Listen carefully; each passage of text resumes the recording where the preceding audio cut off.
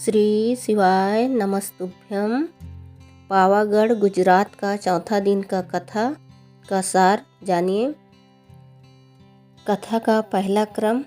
गुरु जी कथा के शुरू में बताए, ऐसा कोई नहीं है जो मृत्यु लोक में उसे दुख नहीं मिलता हो, चाहे वो देवता भगवान क्यों न हो या मनुष्य हो। मृत्यु लोक में दुख मिलता है। इससे बचने के लिए भक्ति भजन में जाना चाहिए। ये दुख को अपना न मानकर भगवान का दिया हुआ मान ले तो फिर अपना नहीं लगेगा। कथा का दूसरा क्रम।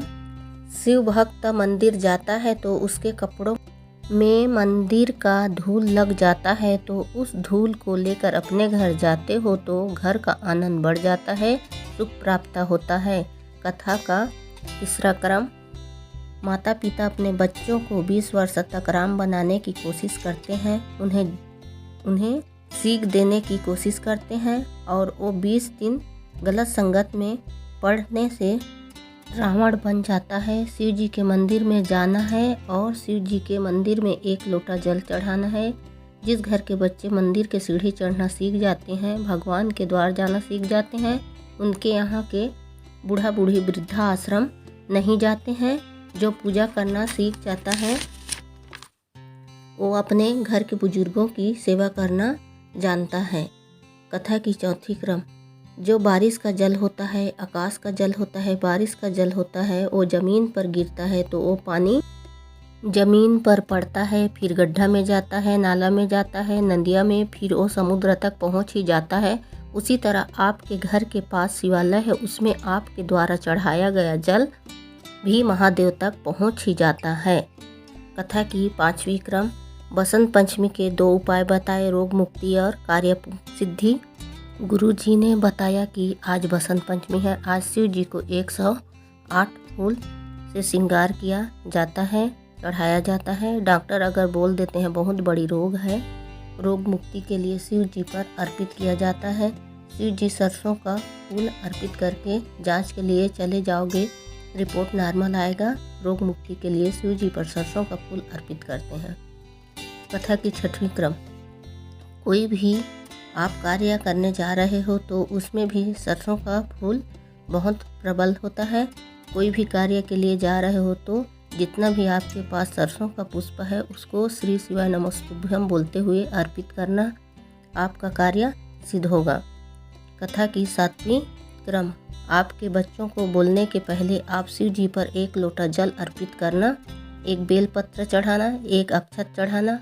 आपको देखकर स्वयं आपके बच्चे मंदिर पहुंच जाएंगे।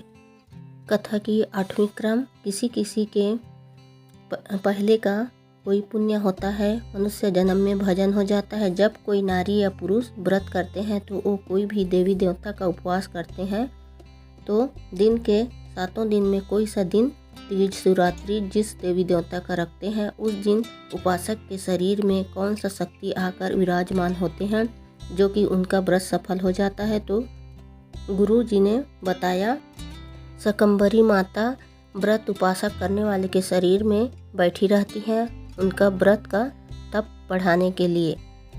कथा की 9वीं क्रम। जो भी भगवान के भक्ति में बैठता है, भगवान के कथा में बैठता है, पूजन में बैठता है और आपका पैर उसे लग जाता है, तो ऐसे में क्या होता है, वो व्यक्ति भगवान के भक्ति में लीन है। उस समय माता शकंभरी का निवास होता है, तो वो तुम्हें श्राप दे देती हैं। इसलिए कथा पंडाल में कथा शुरू होने के पहले आने को कहते हैं और कथा के अंत में जाने को कहते हैं। कथा की 10वीं क्रम।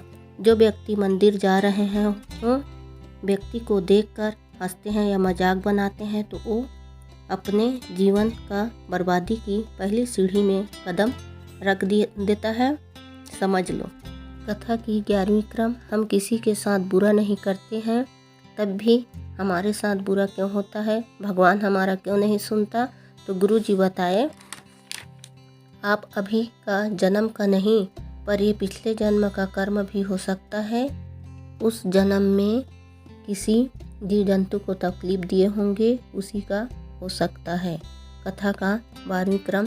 शिव जी पर चंदन और भस्म और बेलपत्र अर्पित करने से मनुष्य के जीवन का बहुत सारी दुख कट जाता है।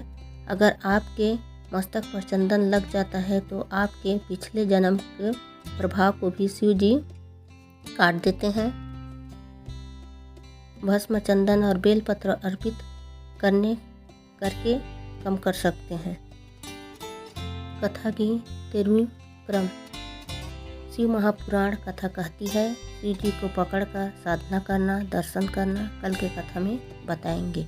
श्री शिवाय नमस्तुभ्यम। हर हर महादेव।